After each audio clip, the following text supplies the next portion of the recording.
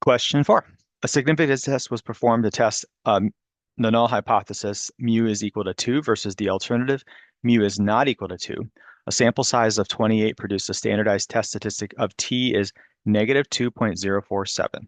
Assuming all conditions for inference were met, which of the following intervals contains the p-value for this test? Now, because we do not have the sample means and we don't have the sample standard deviations, we can't just plug this into the test menu. So we were forced to use our t-distribution to answer this question. Okay, so there's a couple key things you have to remember on this. First, when you're calculating a p-value, you have to go in the more extreme direction. So since our t is a negative number, we want to actually figure out the area to the left of this. So we're going to start at negative infinity in our t distribution, our TCDF, and we're going to end our upper at negative 2.047. We also have to know based on our sample size, this is n, that our degree of freedom is going to be n minus 1. So we're going to do 27 for our degree of freedom. Now, because this is a two-sided test, our alternative is not equal to 2, we have to double what we calculate. And that's because the two-sided test against, well, any two-sided test both sides. So you're going to go to the left of the negative version of it, and you're also going to go to the right of the positive version of it and add those together. So it's symmetric. So we're going to pull up our TCDF. Let's get into the calculator. So when you pull up your calculator,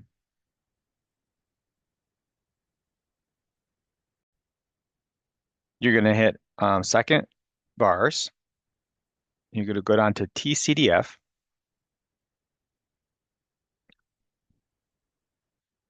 Try that again. So TCDF is option 6. Then your lower bound is going to be negative infinity. You can see that negative 1e99 is there, but if you don't have a number in there, you can just put negative a bunch of nines. Your upper bound is going to be negative 2.047. Your DF is going to be 27, and that'll calculate the left version of it. So it's going to be about 2.525. And because this is a not equals, we're going to double that up. So we're going to say times 2. And that's going to give you 0.0505. So let me write down the steps on here. So we're going to go to TCDF. Our lower bound is going to be negative infinity. Our upper bound is going to be the test statistics, so negative 2.047. Your DF is going to be 27, one less than the sample size. And you're going to get the left side p-value is going to be 0.05, excuse me, 0.02525. And then you're going to times that by 2 since it's a two-sided. And that'll get you about 0.0505. That's our p-value. And now we can answer the question. Which of the following intervals contains the p-value for this test?